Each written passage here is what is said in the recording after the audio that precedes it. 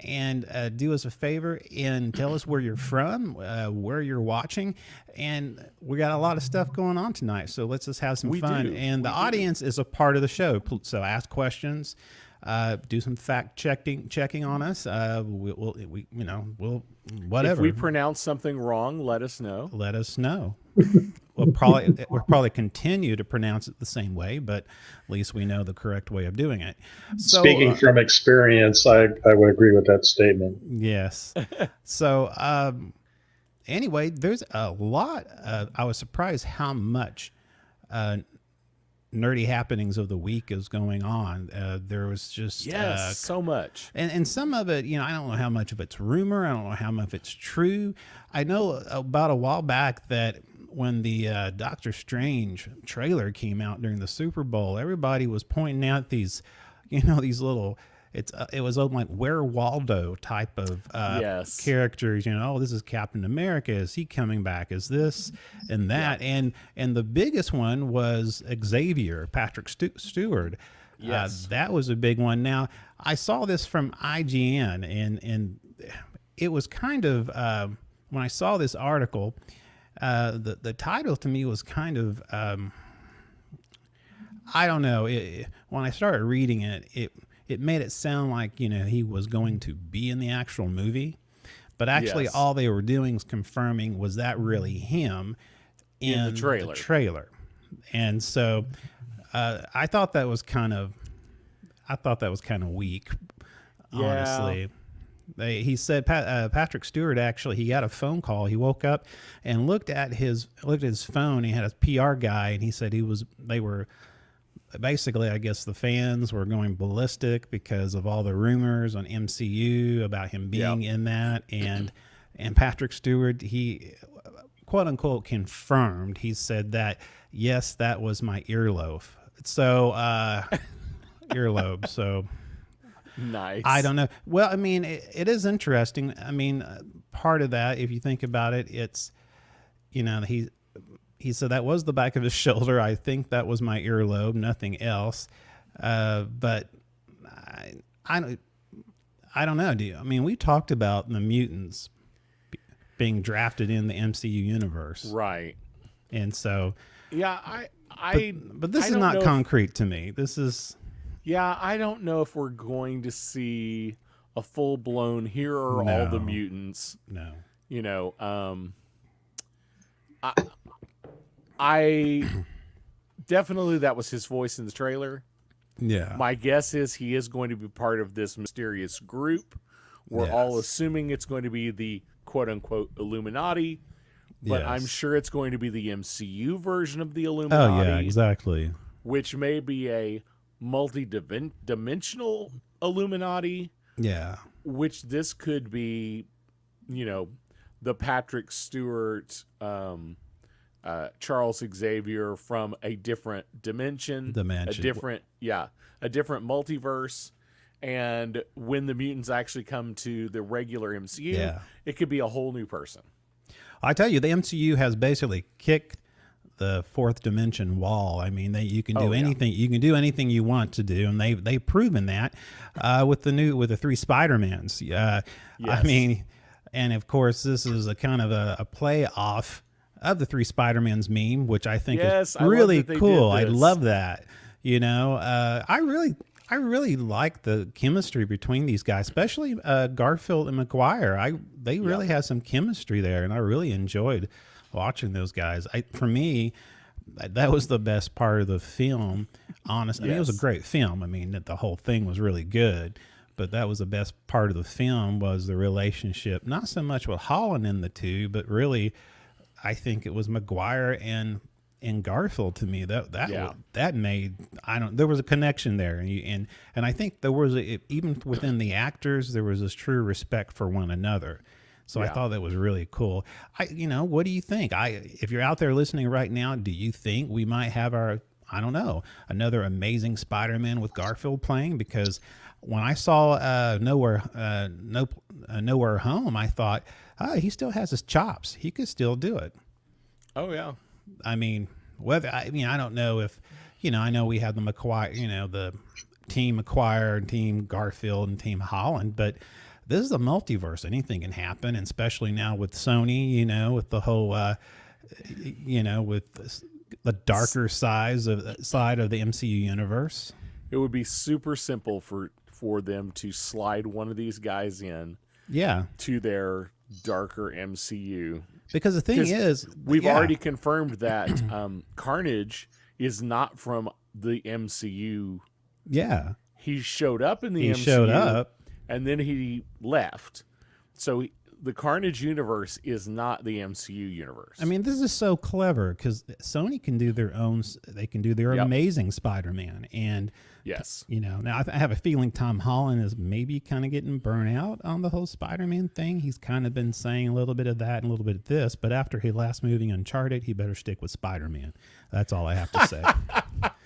But next on the list, speaking of an MCU universe, get this: Daredevil, Jessica Jones, Agents of S.H.I.E.L.D. Yes. They're coming to Disney Plus this month, and you're thinking, wait a minute. And also now I didn't mention in like 12 days. Yes, and of course this was soon after last week we talked about them, or the week before last we talked about them leaving Netflix. And they're going right into the slot in Disney Plus, and not only that, we're talking about. My conjecture was they were going to go to Hulu, but I was too. Wrong. I would too, and on top of that, The Punisher as well. And you're thinking, oh my goodness, this is mature-rated stuff. But what I've read is Disney Plus will roll out a new parental control, and. That it was in that article. It says with Netflix showing Netflix shows being mature rated, and Disney Plus will also roll out a new parental control in order to help people prevent their children from seeing Kingpin destroy a man's head with a car door. Nice. My question. I'm just saying, does this mean that Deadpool and the other 20th Century Fox Marvels from Hulu is going to come over too? Oh, I don't know. Yeah, I mean, that's a good question. I feel like I don't know. I mean, so far, Disney has, outside of The Simpsons, Disney has pretty much relegated all of the Fox. Well, no. What? Okay. Is the old X-Men animated series, is that Fox? That's a good question. I don't know. Mr. Todd V, could you do some fact checking for us? And sure. And see if the X-Men cartoon animated series was from Fox or from Disney, or somebody else. I don't even remember who did it. But because right offhand, the only thing that I know for sure is a Fox property. Yeah. That is on Disney Plus is The Simpsons. Yeah, and I know that Hulu has a lot of what they call FX, which is part of the whole Fox. So I know that, but see, again though, they have The Simpsons on Hulu, on Disney Plus. On Disney Plus, which so they did separate it, but I don't know. I find it interesting. I think it'd be smart if Disney would keep some of that stuff on Hulu to make it for people worth coming and watching. But you know what? I don't know how many people actually go to Hulu to watch Marvel. I think a lot of it, when I go on there's some other content, but I saw, Hit Monkey, Assassin Monkey. So I was going to say, I don't necessarily go to Hulu for Marvel content. Yeah, I don't But either. I do go to Hulu for Fox content. Yeah, same here. So which is, now all Disney. Yeah. So, it's an interesting situation. Since we're talking about Disney Plus, the new thing about Disney Plus, supposedly rolling out sometime this year, is going to be an ad-supported version of Disney Plus, supposedly at a lower rate, which makes me think that my rate is going to go up. Well, that's a good question. That's a good a good observation. I didn't think about that. I was Hulu. I was on. I did Hulu ad free, and I think Netflix has spoiled the entire generation, even our generation, where I'm paying for a service, and I do not want advertisements. Amazon Prime. And so on top of that, of course we had Hulu, and I just decided I can't do it. I'll pay the extra $5 or whatever. But yeah, I mean, the one thing too, if you do the package with Disney Plus, they do. Well, I guess that's where you get the free ads, right? From they have the package of Disney Plus, ESPN. Yeah. I think that is the ad-supported version. Yeah, I could be wrong. That's how they sucked me in, and I didn't like it. See, so I went ahead and I upgraded it. Hulu. Yeah. I have the ad-supported Hulu, and I live with it. Yeah. But I don't watch a ton of stuff on Hulu. See, it's funny because we do, and I never thought that would be us, but I watch it all the time. It's really? So much. We've been watching through Castle. I've never seen Castle before, but I mean, that's my Firefly guy on there. So anyway, there's some great stuff on there for sure. Yeah, go ahead, In Todd. answer to your earlier question, Mike, the X-Men animated series is actually a Fox property. Oh, okay. Right. And it's coming over with the merger. Oh, okay. Right. So that's why it's on Disney Plus. But that makes sense. Okay, but it was Fox though. So there are a couple of other. Yeah. It looks like there are a couple of other Fox properties then. Yeah, exactly. That are on Disney Plus. That's but interesting. Not a lot. Yeah. No, it just makes me wonder: is this the beginning of something? But I don't know. But I am so happy that they did. Is Hulu going to go away? I can't see that. I can't see that. But I tell you one thing, I am glad that they brought the Netflix shows back into the fold of the MCU universe, or at least in the Marvel universe. Yeah. So, and on another thing, I know you guys are so excited about this. We've been waiting forever. Yes, Indiana Jones 5 wraps up filming. It's about nearly 14 years after the Kingdom of the Crystal Skulls premiere. Why does this movie exist? I'm a Harrison Ford. I loved Indiana Jones. I loved Harrison Ford. I think he's great. But I think it just went nuts. They in an article from IGN, it says Harrison Ford will star as Indiana Jones. Yes, but this may be very well his last time playing Indiana Jones. Which duh. I think they said that last time. I think they said that too. Now, this is interesting. Even though Ford may not play Indy again, Spielberg confirmed that the franchise will continue after that. So I thought that was going to happen at the Crystal Skull. They were going to give it to that was what was supposed to happen until the kid went nuts. Yeah, went back in the holes. Well, that guy really screwed up his career. But anyway, we'll just move on from there. But anyway, Indiana Jones was first announced in 2016 and with a premiere date of July 19th, 2019, but it suffered delays. Injuries, and it will arrive in theaters June the 30th, 2023. Oh my goodness. Oof. So long time to wait. But saving the best for last. Bender's back, baby. Yes. Woo, that's right. Yes. Bender is back. Wow. So excited. We followed this thing past couple episodes, and I'm telling you what, I kept thinking, we had our little talk. Is it going to be the same? Is it not going to be the same? But, I thought about it, and it's like, pay him the money. Pay him the money. Pay him the money. You want the show to be a success. In the article, it says Futurama Rival is coming to Hulu and will return with its full voice cast, including John DiMaggio, who has agreed to reprise his role as Bender. According to Deadline, DiMaggio has signed on to return Futurama in the upcoming 20 episodes revival season. I'm glad it was Deadline that announced that, because that makes me feel like this is legit. Yes, it's Deadline. I wanted to make sure I said that. Yeah. Of course, it was Deadline. IGN posted it, and it was basically their source was Deadline, which I think is a good thing. Yes. I saw it in some other areas, and I thought certain areas, before we talk about this, before I get disappointed, I wanted to make sure. So yes, Deadline is very, very reputable, although the name makes you think it isn't. Yeah, it definitely is. It is. It is definitely up there with The Hollywood Reporter and Variety as far as being accurate, but it's more behind the scenes filmmaking than Variety and Hollywood Reporter. Well, I've been slacking off on the stupid news, but guess what? I'm bringing it back today, and we're going to do some stupid news. It's the Weird and Stupid News with your host, Mr. Mike Schilling. I almost forgot to hit the button. You said that. I know. Oh, crap. Where's Let me scroll down all the way down to the bottom. All the way to the bottom.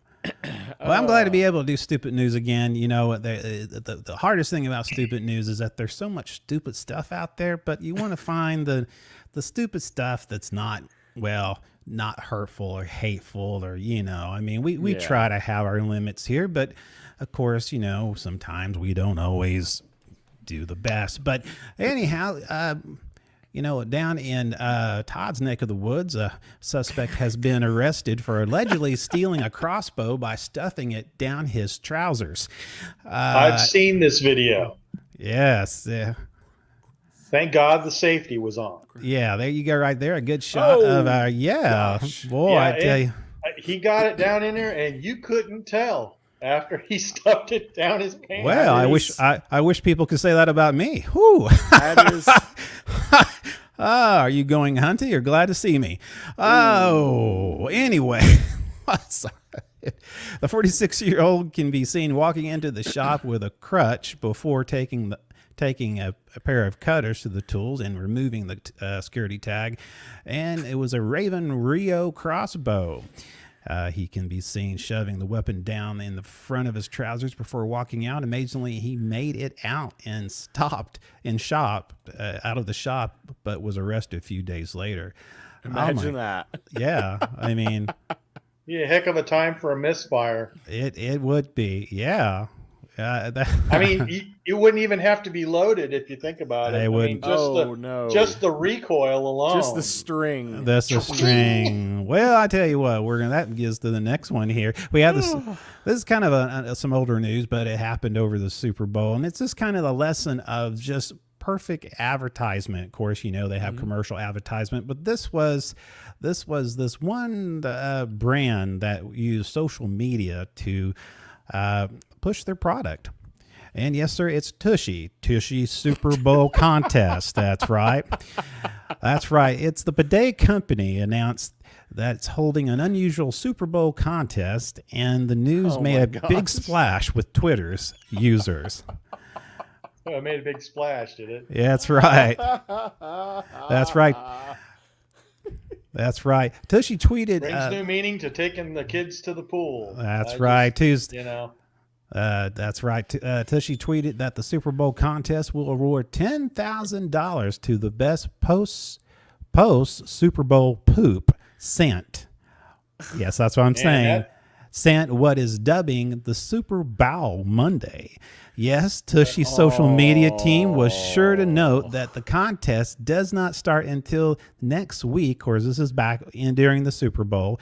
Thoroughly unsurprisingly, Twitter users had lots of thoughts about the crap-seeking contest. Some people had some people had requests, and the company's social media team did the best to respond for a woman who asked a very simple question. Let's see here. We have right here. She said, "Post your poop on the TL tag and tag us." Basically, yes. If you're poop shy, shoot us a DM, and if you want to read the official rules, here is the link. So anyway, I guess whoever's the biggest poop will win the contest. So anyway, that is the most bizarre. That's a lot of that's a lot of stuff. So and also, I think we need to clarify something, Mike.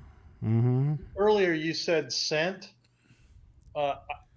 What's the spelling of that? Is it SENT or SCENT? Well, I'll let you go to the website and look for yourself. It's the ad wasn't scratch and sniff. Yes. Oh. So on my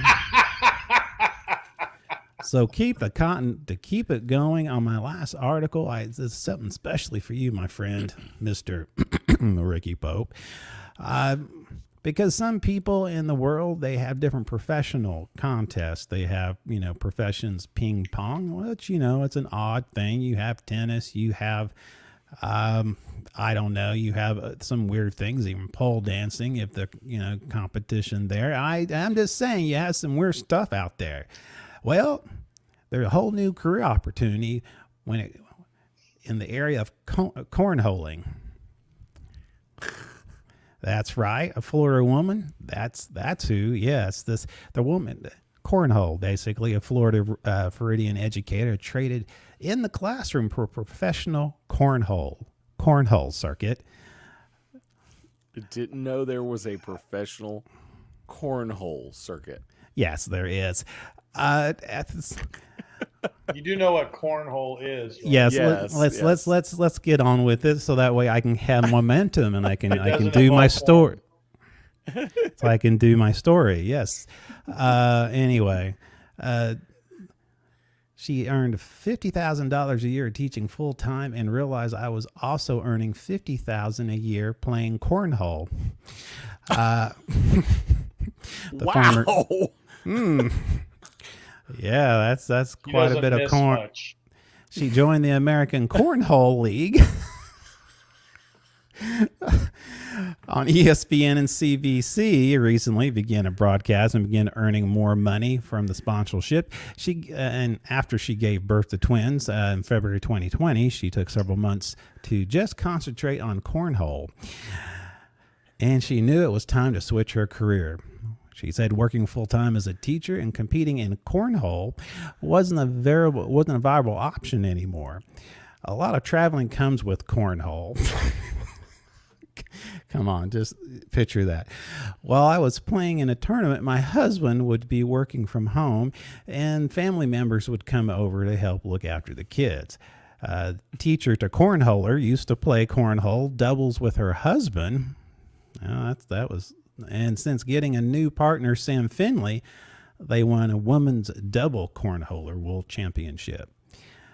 She got more money as time went on, and now she is the most televised female cornholer there is. That is bizarre. That is bizarre. That's stupid news. This has been the Weird and Stupid News with your host, Mr. Mike Schilling. And cornhole. That's right. Cornhole. That's right. Okay, Watch so your cornhole. before we start our next segment, we're going to talk about a Disney Plus show, right? Yeah, we are. So we need to discuss Disney for one moment. Yes, we do. Have we talked about this on the show? Have we talked about our disagreement with Disney?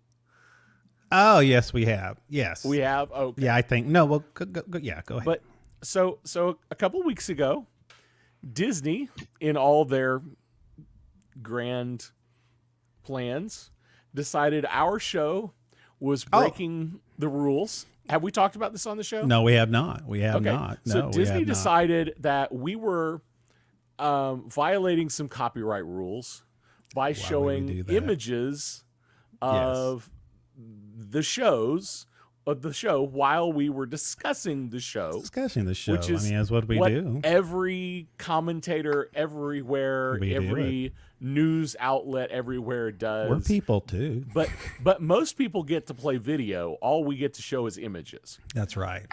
We've tried video. It just doesn't work for us. No, they don't like it. Yeah, they really don't like that.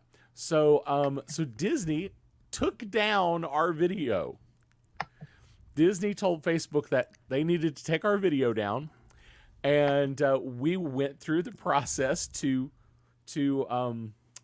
fight this. We decided we were going to fight the system, fight the man, and we won. We beat the mouse. The mouse relented, they put our video back up. So I'm happy to say that we fought Disney and we won. We won. That's right. That's right. Yeah, I felt good. I think we moved up in the world as far as I'm concerned. So that's awesome. That's awesome here. Okay, man. Oh, we have some interesting. So let's get on to the we're being spammed. Yes, Mr. Commentator, we are. And I have tried to block it, and it's not working. I just blocked it. Okay, Mister. So anyway, let's get to the big. In Disney, I don't know. Can they do anything to us for the old content? I guess not. I don't know. Don't try to stick it to us. I've seen seen people get dinged by Facebook for things they posted 3 years ago. Yeah, so that's basically. Who knows what? Who knows? So but we're going to talk about the black hole, not the cornhole, but the black hole, or my colonoscopy. So if you're not familiar with the Black Hole was a movie that came out in 1979, a Disney space adventure movie. I was a wee little lad back then. I was as well. Let's see, 79, so I would have been 8. Oh, that means I would be 2. Ouch, really? No, I just made it sound very good. Go ahead. But I was 16. Y'all are young. So one of my favorite movies of all time, I really, really enjoyed this movie in 1979. And so Mike and I have been talking about what we're going to do on the show. And one of the things we decided we were going to try to do was we're going to try to do some classic reviews. That's right. Classic movie reviews and kind of kick things off. One of my favorite movies, The Black Hole. And it's funny how some movies we watch when we're younger and as we get older and we have a retrospective look at the way we felt about things before and the way we see things now. Not taking anything away from the movies, but of course nostalgia and of course, things that were happening at the time versus now. So I think Black Hole fits that in a way where we get to see it more objectively than we did when we were younger. There's several things. So, some movies age well. Some movies don't age so well. Hey, Adria, we missed you. Thank you. Glad to see you on the comments. I'm glad to see her in the comments. Yes. So, yes. But yeah. So, how shall we start? I guess I don't know. Do we want to talk about? We've got so much stuff. I mean, if you have seen The Black Hole, make a comment down below. Let us know whether you've seen it or whether you haven't seen it. I'm curious. And The Black Hole, when Disney Plus came out, when it first became available, I had paid for the early access thing, where if you paid a lot of money early, then you didn't have to pay again for like 3 years. Yeah. I'm still on that 3-year plan. Nice. But I think I have to pay in December. Oh no. But the day it came out, I watched The Black Hole. That was the first thing I watched on Disney Plus. That's awesome. Should we talk about the story in general, or should let's give folks a synopsis. Go ahead and give them a synopsis of the movie, and then okay. So the premise is there's a ship exploring the universe for habitable planets. That's basically the premise, and it stumbles upon another ship, and come to find out this is a ship that was presumed lost, and we find out that it is hovering on the edge of a black hole, and we're just gonna say right up front, we're going spoilery here because this movie is been out since 43 years old. That reminds me. Oh, I hadn't seen it. Well, you're gonna hear about it. It really is. It's, if anything, you'll get a kick out of it. Yeah. So it's actually Disney's attempt to capture the success of Star Wars. Yes, absolutely. Absolutely. Star Wars was 1977. I actually looked this up. This was interesting. 1979 was kind of the perfect storm of everybody hopping on the Star Wars bandwagon, trying to be Star Wars. This is what came out: Alien, the first Alien movie. Where's my notes? I'm kind of on you. Go ahead and if anything well, I have same thing, but tell me if there's anything different, I'll tag on there. Okay, Alien and Star Trek: The Motion Picture. Those are probably the closest. Which is funny. Sci-fi which thing. is funny is that Star Trek. I had this in my notes. Do you know? Star Trek Motion Picture, and it was released 13 days prior to the black hole. I didn't realize it was that. I knew they both came out in December. I wasn't sure how close. I'm sorry, movie that was kind of sci-fi-ish, but not really. It was a more dystopian future. Mad Max came out that same year. There were some other space movies, but they're like things I've never even heard of. Yeah, I mean, there was, of course, this was in 79, and but also too, if you think about it, it's prior to that they had the Battlestar Galactica movie. It was 1978. Oh, yes. Yep. They had Logan's Run was 1976. Flash Gordon 1980, and then of course you had the TV. Well, actually, it was a movie too. It was an hour and 25 minutes. Buck Rogers in the 25th Century in 1979. So you had that. You had a sci-fi space genre happening all during that time, and they stole heavily from one another. But they were trying to become Star Wars.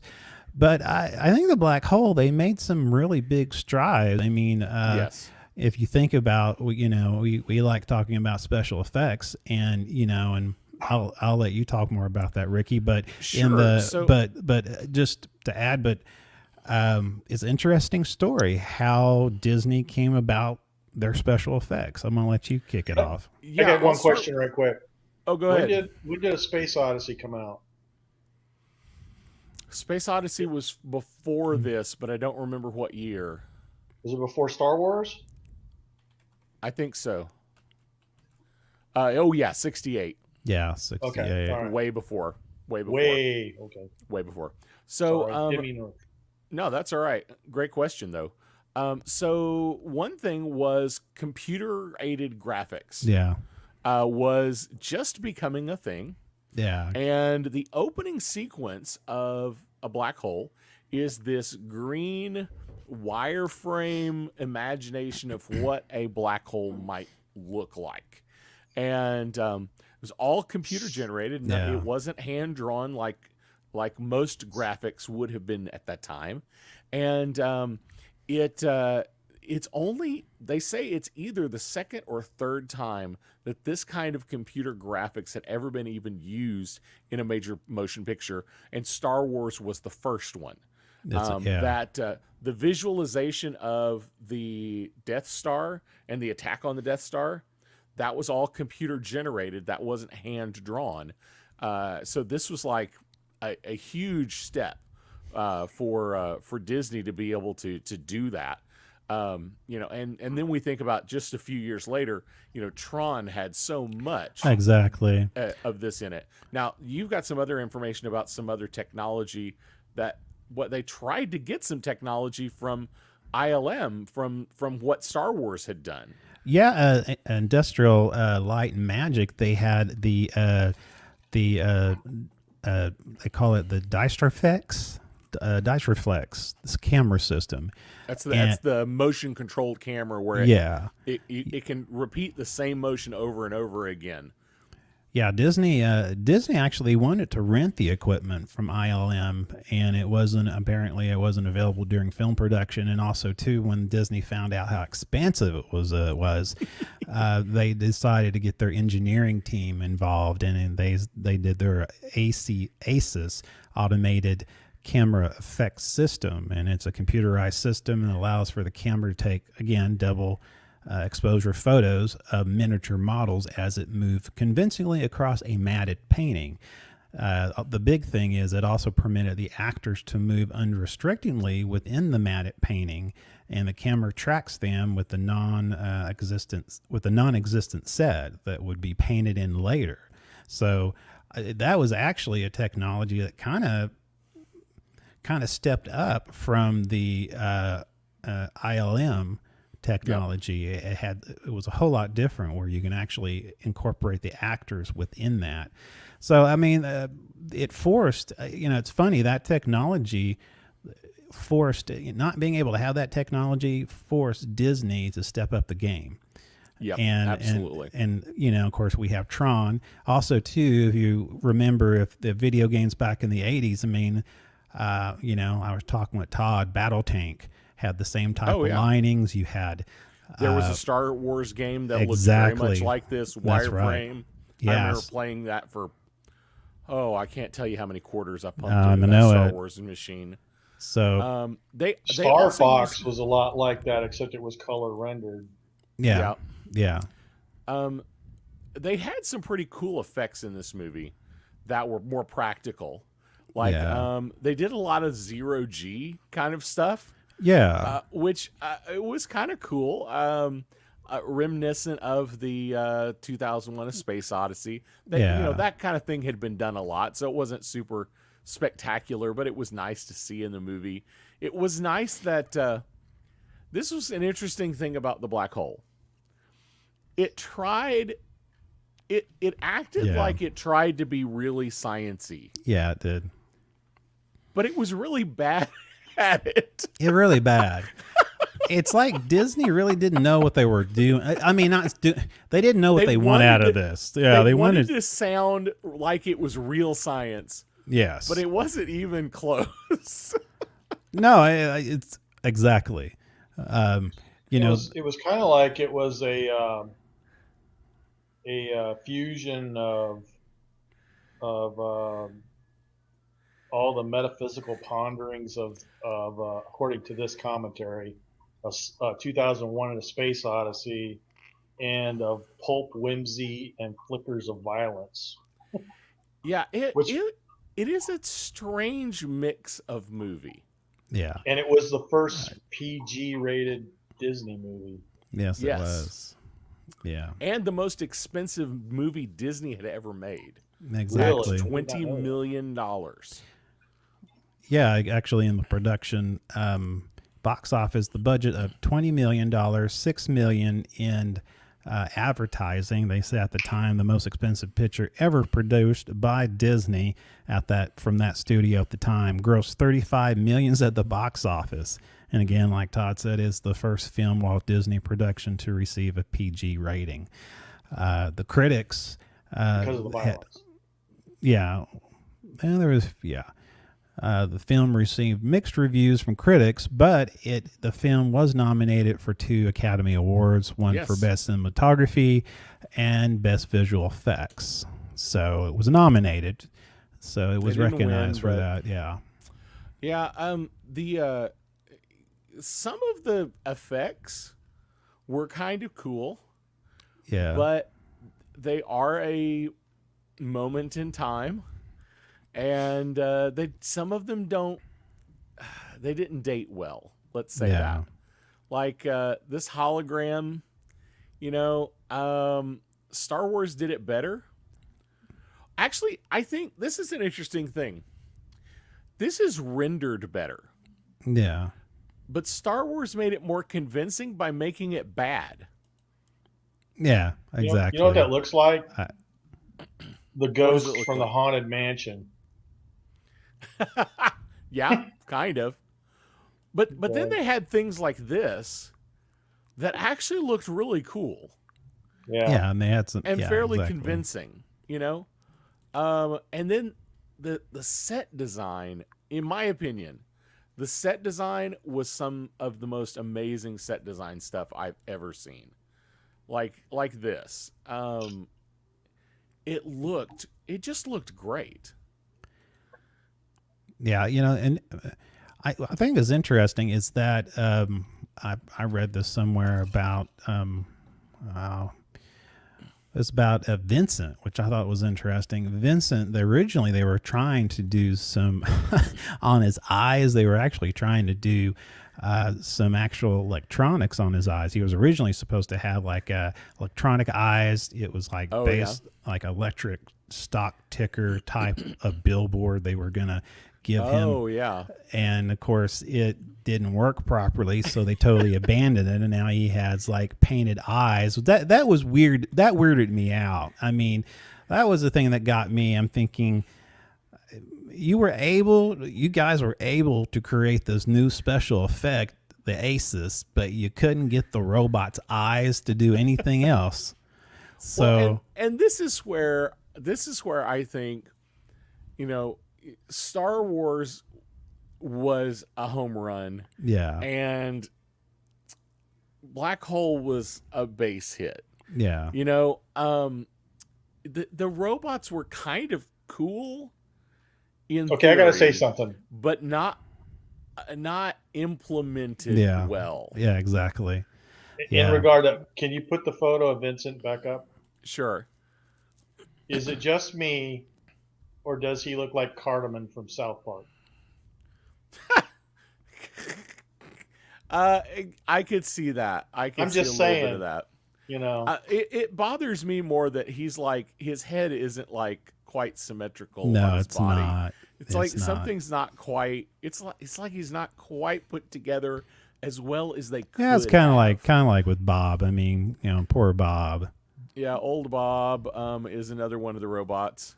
Exactly. His eyes look like dice. Yes. Yeah. Yes, Like it does. It does. Yeah, and the interesting Bob looks thing, like a trash can. Exactly. The thing is, Roddy McDowall did the voice of Vincent, and then Slim Pickens did the voice of Bob. Neither one of them had mentioned their names in the credits. They were not acknowledged in the credits. I want to know if they weren't acknowledged or if they requested not to be acknowledged.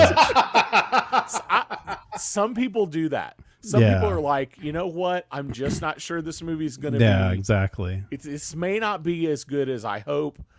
Just leave my name off of it, just in case. Well, I mean, they had I have just go over the cast kind of real quick. The cast is kind of interesting. It's has very familiar faces. The captain, Robert Forrester.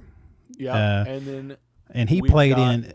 Oh, go ahead. No, I was saying Robert Forrester, and he's played Captain Dan Holland, but you may have known him from Jackie Brown. He played Better Call Saul. He El Camino, Breaking Bad, and Olympus Has Fallen.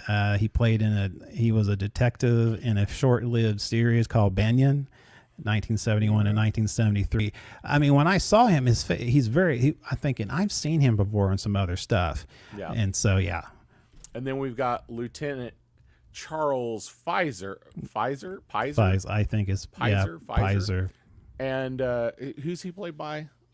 I don't have my notes up. Oh, he's played by Joseph Bottoms. Okay. And then now this one is a face you'll recognize. That's right. Yeah. Dr. Durant is a.k.a. Psycho Norman Bates. That's right. Yeah. And then Kate McRae. Was pretty prolific for a while, but hasn't been in anything in about 30 years now. Yeah. She's kind of stopped acting. Yvette I'm going to mimic.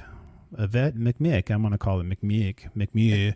So, yeah. Minot, I believe is the way her name's actually pronounced. Minot. I think she's French. I think the name is French. Yes, probably so. And then Harry Booth.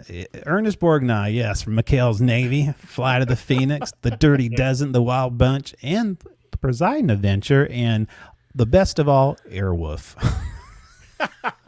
Yes. Yeah, and all those he plays a brave hero, and in this one he's a coward. He is absolutely a coward, and he is kind of the only one who's not a doctor or a scientist or he was a news reporter. He's a news reporter. Yes. Yeah, which I thought was interesting. Yeah. So then we've got the titular bad guy, Dr. Hans Reinhardt, because all bad guys have to be German. Now I know. Well, Maximilian is Maximilian. That was a thing. Yeah, that was a thing. That was in the 70s and 80s. All the bad guys were German, and I don't appreciate it. But Maximilian Schell, I looked in his roles. He played Judgment in Nuremberg, Vampires, Deep Impact, but most of them he played in mainly foreign and German films. But I counted them up; it was over 130 films he was in. Wow. Yeah, so very prolific. So not a bad cast. No, not a bad cast at all. And then let's see here. And back to kind of design, old Bob is kind of, definitely a trash can. Yeah, and exactly. Vincent it's like Vincent was a really good idea that wasn't implemented as well as I think it could have been. Yeah. But then we've got these models that are just amazing. Well, that shot right there within itself. I mean, I was reading an article, and of course the guy was remember when he went to the movie theaters, and he said it's hard to watch it now because back then it was in CinemaScope, and he said there was a big difference. One thing I want to add to this is to mentioning that as well as Star Trek the Motion Picture and The Black Hole, both of them was one of the few films that was left that actually did overtures. Yes. And the Disney Plus still has the overture in it. They have which confused me the first time I watched it because I didn't understand. Yeah, it was black happening. and I heard music and I'm thinking for about 2 minutes and 20 seconds there is just music. And I kept going, stop buffering. It's a callback to back in the day where you would have, a 2 or 3 or 5 minute song maybe played before the curtains opened. Yeah. And it doesn't really work on digital because there's no curtain to open. And there's no, at least if they'd put the word overture on the screen, I would have kind of realized what was happening. It was a little confusing. You could have gone to the kitchen and got popcorn and a drink, and well, they did, and they did that in the movie Mad World, which is one of my favorites. This is, I don't know if you've ever seen it. They had an overture in the beginning, and then they had an intermission, which was again you had like 15 minutes and go out to do your thing, and the whole time the movie is playing basically a middle overture. And so you can go out, do your thing, have your smoke, whatever they did back then, bottle of hooch, and they come back in and watch the rest of the movie. Well, back to robots real quick. We talked about some of the kind of clunky robots. But we do have a couple of kind of cool robots. I mean, we've got the obviously the stormtroopers. Yes. Definitely stormtrooper ripoffs, except they're robots, and they definitely walk very stupidly. Yeah, in my opinion, side by side, kind of side to side kind of deal. It was really weird. And they don't bend their knees very much. And, it's a little awkward. But then we have Maximilian, who, in my opinion, may be the coolest robot ever. He is pretty cool. He is cool. Pretty scary looking guy. I mean, he's a toaster. He has little spins that he can do, whip up some eggs. So yeah. Well, and then so back to kind of the story of the story. They find out that this doctor is the sole survivor of the ship, and that, he sent everyone off to escape. But he managed to somehow survive, air quotes, somehow survive, and build all these robots to take over the ship's controls and to run everything. It's one of those, something's wrong. Almost immediately, something's wrong. This is where this movie gets a little weird. Because it's not like Star Wars. It's obviously this space fantasy, mm-hmm. and it's battle after battle, and it's the story of a farm boy, who's going into space to be the triumphant hero. Yeah, exactly. The Black Hole tries to be more cerebral and deep thinking, and tries to be more complex. But then we have goofiness, like the arcade game. Yeah. It's like Disney said, hey, we have to have some lighthearted stuff in here. So let's have, a Wild West shooting arcade and have a little duel. And it's kind of weird and goofy and almost doesn't fit in the movie. Yeah, it seems like to me they were trying to like cram a lot of stuff in there, the continuity in it. I mean, the thing is, you can't like Star Wars, even in the movie, they quickly was able to build a story arc over the characters. They got along. They knew how to bring in the humor, the seriousness, but there was a tone about it, and they knew how to weave it all together. It seems like Disney was trying really hard just to slap it all together. It's almost like their checklist. Okay, we need to have some humor. We need to be dark. We need to be serious. We need to be, a little bit of Disney-esque in there, whatever that is. But and then we do get pretty dark. I mean, oh yeah, we do. We have a robot funeral. Yeah, and then we find out that the robots actually are the crew. Yeah. That's creepy, man. I mean, that is the most... Some really dark stuff in this movie. Yeah. I mean, I can see why they quote-unquote made it PG. Absolutely. Yeah, exactly. But then it's a disaster movie. Yeah, and that's what they were trying... Yeah, exactly. This is so weird. What were you talking about before the show was... a lot of people compare it to 2,000 Leagues Under the Sea. Exactly. Except in space. In space, from my understanding, yeah. Yeah, which is kind of a apt explanation. Yeah. I don't think that's too far off. Yeah, I mean... it's interesting. Yeah, I mean, some of the... Oh, bless you. Talking about... I think that was for the Florida man sneezing. Yes, he goes, bless him. He does need to be blessed. But so I think that was the thing. It's funny, when I was younger and I watched it, it was kind of haunting to me when I was a kid. Watching it now I know why it seemed haunting to me. And during that time, I always called it white bread Disney. It was like for me that it was from Witch Mountain, the Cat in Space, those kind of movies that came out of nowhere like that, campy and weird and stuff like that. But this one, it was a hint of campy, and then it was really dark.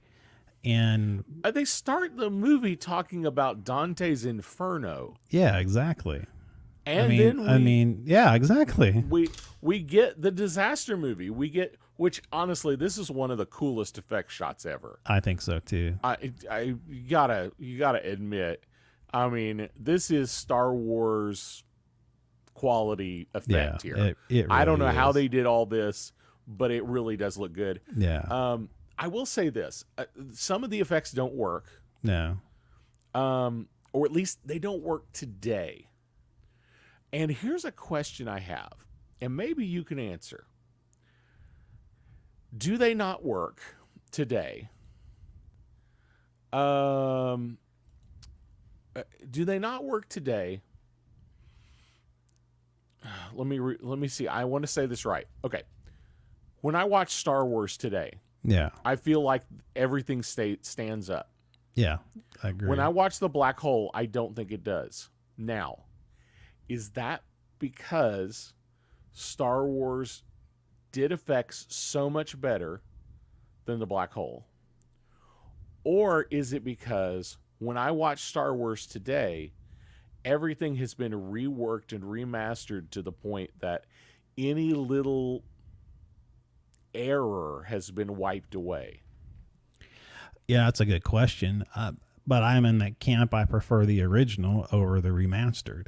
So, but that that would be. But again, where do you go to see that? Exactly. Well, you don't anymore, and that's a good thought. I mean, like I said.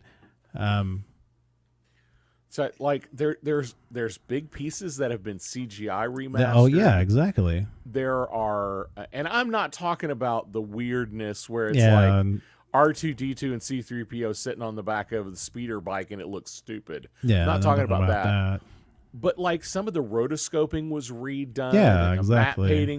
The map paintings were removed and reinserted with. Oh digital. Yeah, I mean the land speeder was painted and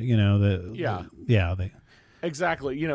Instead of they literally fudged exactly. it out using some Vaseline. And it's been digitally remastered so that it's nice and clean looking. But in this, if you look closely, if you examine the movie, you still see the green edges every once in a while around somebody's head. Yeah. Like where's Reinhardt's photo? I don't know if you can see it in this photo. Yeah, I can see it a little bit. There's just a light green glow around the edge of him. Yeah, exactly. And that is, it's definitely, this was all green screen. And they did absolutely the best they could in 1979. Yeah, exactly. I wonder how much of it is, if I could go back and really watch the original Star Wars, would I see the same artifacts? I would definitely, if I could have access, if we could find access to that would be a fun show to do a comparison of the two. Because I mean, I hadn't thought of it that way. I mean, from this point, I mean, I remember seeing it originally, but it's been so long ago and it's been touched up so many times that now when you watch it, it's perfect. It's perfect. Yeah, exactly. Except for the other crap that Lucas did on it. But, stepping on Jabba the Hutt tail, that was stupid. Yes. But yeah, I mean, but definitely that's a good point. And I never thought of it that way. I would, maybe we can find a copy somewhere. I know there was one at one time that was out there that they released a DVD at one time that had the original and the original limited edition, and of course that was but that was short-lived.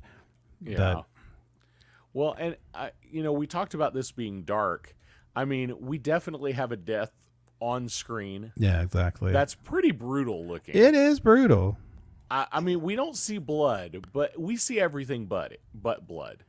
It was like an Alfred Hitchcock scene, basically. I mean, it was like something of the birds attacking somebody.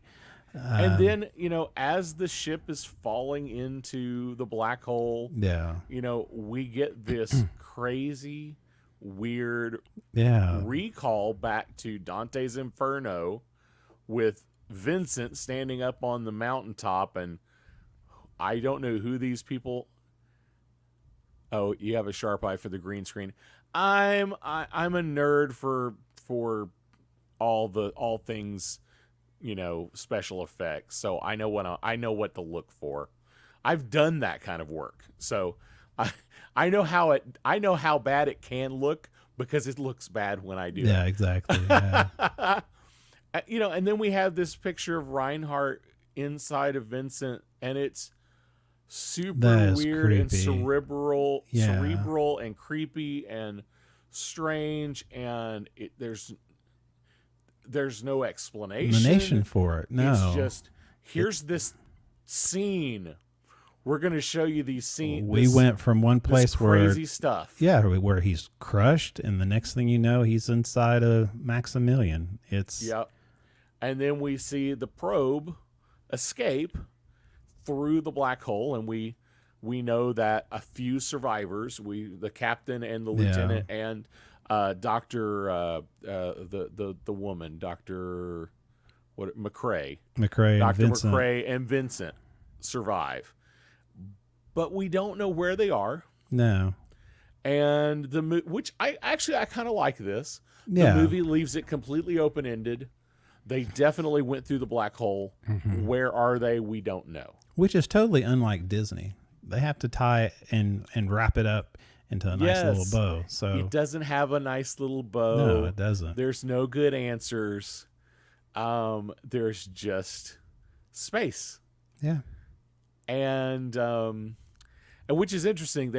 There's other things around this movie. Reinhardt looked like an angry high school geography teacher.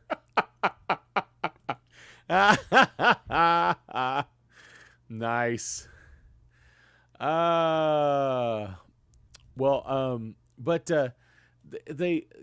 There's other properties around this movie, like books and things. Yeah.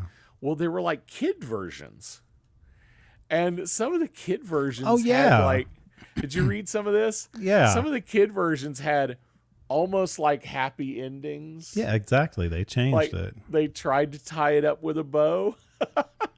But I like the way this ends. It ends so open-ended. Yeah. There's no clear example of what's going to happen next. Yeah, exactly. It did leave the possibility open for some kind of sequel, but it never happened. No. I was reading somewhere at one time they were thinking about doing a remake. What do you think about that? I saw that. I started talking about it in like 2009 or something like that. Yeah, that was a while back. The last I read was 2016. They were writing a new script. There was already a script written. Oh. Disney turned it down because they said it was too dark. Really? Which I think, honestly, this movie could be. Oh, yeah, it could be a horror. Oh, it could be a horror movie, and it could be good. It could be really good. And with today's technology, if they spend $100 million, it could be a blockbuster. I totally agree with that. If totally you agree with that. Redesign Vincent, make the robots believable, or ditch him. You know, I like Vincent. Vincent's fun. Bob is fun. I think Vincent, but I don't think we would need a Bob. Yeah. Bob was really there to let everybody know what the secret was going on. Yeah. Yeah. So I mean, Bob was more of a plot device than he was a character. Yeah. He really had one purpose, and that was to pull everybody to the side and go, "Hey, what you think is going on is not really what's going on." Exactly. But I mean, I really think the plot of this movie is good. I think a lot of what they did is good. Some of the special effects are phenomenal. Some of it doesn't hold up today. Yeah. I really feel like it comes down to it either needed to be way campier and fun and just a goofy movie, or it needed to be all on the serious side, or not all on the serious side, but some of the over-the-top goofiness needed to go away. Like Vincent's little quips where he would quote some philosopher, those are kind of fun. They kind of fit. Yeah. You know, philosophy is kind of serious. The movie is highly into philosophy. Philosophical ideas, you know, what's on the other side of a black hole, nobody knows. You know, so that's kind of a cool idea. Those are kind of funny quips. But then, like, you know, the video arcade shootout, shoot 'em up was kind of dumb. Honestly, if I had my choice between in this specific movie and the way it's been laid out, I think I would have gone with the latter. I would have gone with the more serious side. Yeah, I agree. I think it fit. Adria had, let's see here, what she has there. Oh, go ahead. You do it. We're fighting each no, other. Don't do that. Like whatever happened to the Bermuda Triangle. Sorry. Yeah, that's the kind of that exactly. idea. Yeah. This is back in the, I mean, we still don't know what's on the other side of a black hole. I mean, it's been 43 years. We still don't know. Yeah, exactly. But, you know, at the time, a lot of people were like, into a more metaphysical idea of what might be on the other side of a black hole. Now we get all scientific-y and we think we'll end up in some other spot in the galaxy. But then it was more of a, we might, if we get to the other side of a black hole, we might be enlightened in some way. So it's an interesting idea, but the whatever happened to the Bermuda Triangle, it's the exploring the unknown kind of thing. Yeah. I like it. I still think it's a fun movie. I like watching it. I will watch it again over and over from time to time. But I'm not going to say it's an amazing movie. It's not a perfect movie. I think it's a good movie. Actually, I think it's a good movie for if you're a film student to watch. I think there's a lot there as far as, a lot in special effects was created and improved there. And it was a perfect movie to what to do and not to do in special effects. I mean, if you really think about it. And so, I mean, from an educational purpose, if you're a film student and, they took actors that was kind of like the, our actors from Star Wars that weren't very well known, at that time. Yeah. So, which proves, I mean, you have good actors. You don't need big superstars, Eternals. So, yes. Sorry, but yeah, I mean, I think the movie could have. I don't know how much character development you could have done in the movie. I mean, how did Star Wars able to do that in the first movie compared to what we see in the black hole? I mean, is it just how do some movies are able to create that and other movies cannot? Part of it, I think, is the storytelling process. Star Wars used a very classic storytelling process that, Lucas was steeped in. Yeah. And I will say, I think that's another thing. Star Wars was kind of a passion project for George Lucas. Yeah, exactly. Black Hole was a studio movie by Disney. We want to make some money off of Star Wars. We want a Star Wars. Yeah. We want to be Star Warsy. So let's make a movie. And somebody said, let's take 2,000 Leagues Under the Sea, set it in space, and that'll be our Star Wars. And I think Lucas had in mind that it was going to be a bigger story than the first movie. And I think Disney said, if it makes tons of money, we'll make another one. Yeah. instead of trying to create an opportunity to make more stories from the beginning. It's a different philosophy. It's not bad or good. It's different. And I mean, they didn't when really you've got somebody who pours their heart and soul into it, you get a better movie. Now, I don't know how production was back then. I mean, you look at it, I had 20 million, so it's 26 million to produce advertisement and all, and they grossed 35 million. I mean, that's not for that time, it's a win, but it's not. But it's not. I mean, Star Wars was 11 million to produce. Yeah. Oh yeah. And I mean, it was. Yeah, it was like 11 million to produce, and I want to say, in its first run, it made over $100 billion. Yeah, I mean that's insane. Yeah, that's insane. Star Wars was definitely a home run. This was a base hit. Yeah. It's not bad. Yeah. It's not amazing. Yeah. I will never tell anybody it's me. It is worth watching. I think so. It is worth. If you've never seen it, it is worth watching. But look through the lens of a sci-fi person. You got to look through the lens. You can't be and watch it for what. Look through the lens of 1979. Yeah, you have to look at that. Logan's Run, those kind of movies. Yes. I mean, just we should totally do Logan's Run. We should do Logan's Run. I don't know if I've ever seen Logan's Run, actually. I like Logan's Run. I need to watch it then. Yeah, it's interesting. It is another one of those worth watching movies. Yeah. This is kind of a side note, but it's just kind of interesting.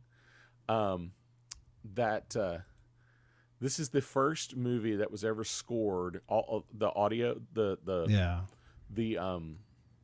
orchestral score was all done on digital. Really? Yes. No movie before this had ever been done. It was all recorded analog before this, which gave them an opportunity to actually. It's interesting. The audio has been remastered multiple times. Yeah, but not the movie. The movie. The music is really amazing. Oh, it's amazing. I'm not going to say it's not John Williams. John Williams, no. But it really is good. It is a good score for what it is. It is haunting and it is unsettling at the right times. The score takes itself more serious than the movie, I think. I agree. I think that's the hard thing about it. I think because to me, the music, the soundtrack sometimes can make the movie, and if the movie is opposite from the mood of the soundtrack, then it's weird. And I think that could be very much what this was. You came in thinking it's almost like a Poseidon adventure in space, a seriousness, a boding, something is foreboding about bad is going to happen. From the get-go, things are not quite right. Todd, this is actually Todd asking this question. What about Reinhardt fussing with Max and presiding over what looks like hell? Yeah, that is a weird thing. There's also some weirdness there with Reinhardt that I've never quite understood about this movie. Every once in a while, he would say something that's like, you're not right in the head. Yeah. And it wasn't like his megalomaniac stuff. Yeah. It was like just all of a sudden, offhand, he would say to somebody, save me from Maximilian. Yeah, I know. Yeah. And I'm like, wait, what? What? Yeah. And then at one point he talks to one of the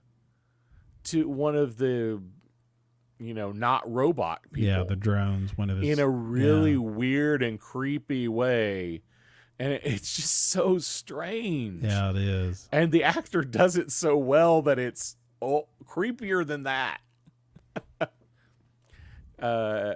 Adria said, we did it again. Go ahead. Adria says, all good input, and it's on Disney. Yes, it's on Disney Plus. On Disney Plus, available to watch right now if you have Disney Plus. That's right. But it's kind of crazy that Disney made this movie. It was. I think that was the hardest thing for me. Thinking that Disney made this. And of course, after that, of course, they spun off like they did now. They spun off different smaller studios to do some of the more for Disney hardcore, things that. What is it? Is it Buena Vista? Buena Vista was one. Buena Vista, and I think there's another one. I don't remember what it's called. Yeah, I can't remember it either. It was. But yeah, they spun off a couple of studios to do these PG projects that they didn't want to have the Disney name on. Yeah, was it Touchstone one? I don't know. Touchstone. I think that may be it. So yeah, this definitely could have been under one of those other umbrellas, and but I feel like this movie has had more potential than it got. I believe probably got a little too much studio in it. I agree with that. I do. I think if they were allowed to spend more time with it, invest more money in it, I think it could have been. And I think if they would have made it darker, I think they would have gone that route instead of, having if they'd have some gone of the full campy humor. Yeah, full Alien instead of just going a little campy on some stuff.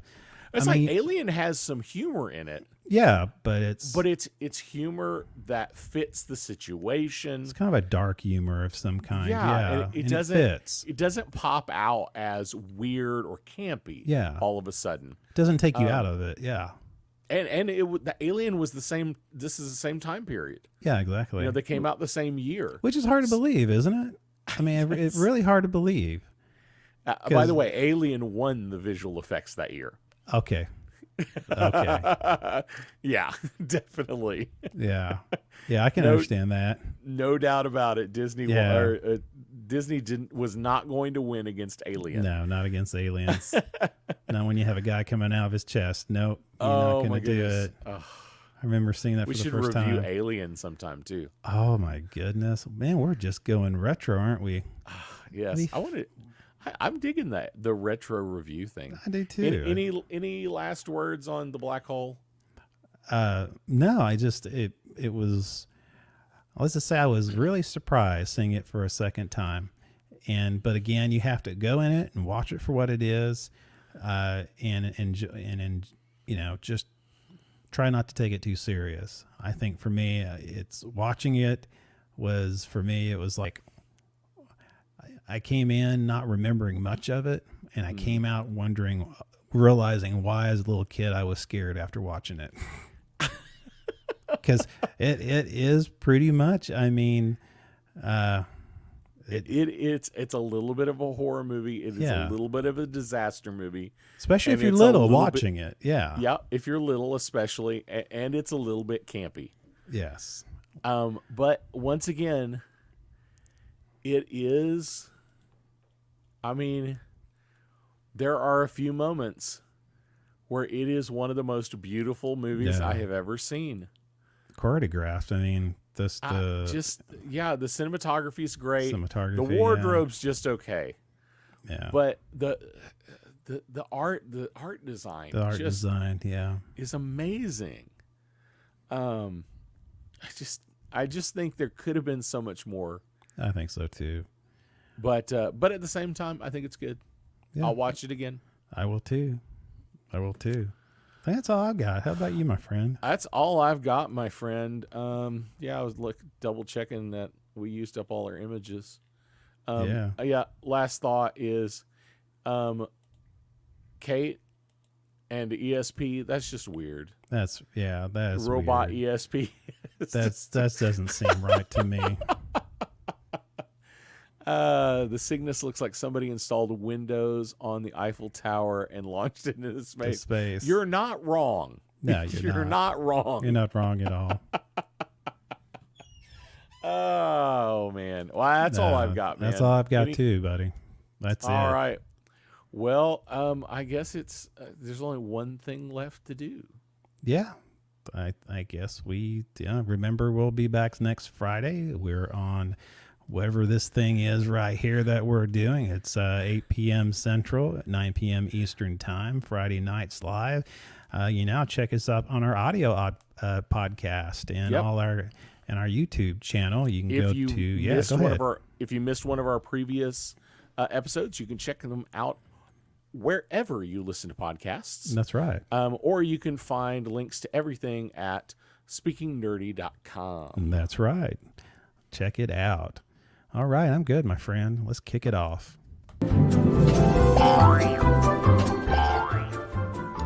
This has been the Speaking Nerdy podcast with your host, Mr. Mike Schilling. And my good friend and compadre, Mr. Ricky Pope. Speaking of black hole, I gotta go to the bathroom. Oh, my goodness. I hope I don't put that thing up. The day we decided we were going to go do the black hole, I knew there was going to be a colonoscopy joke. I just knew it. I just knew it.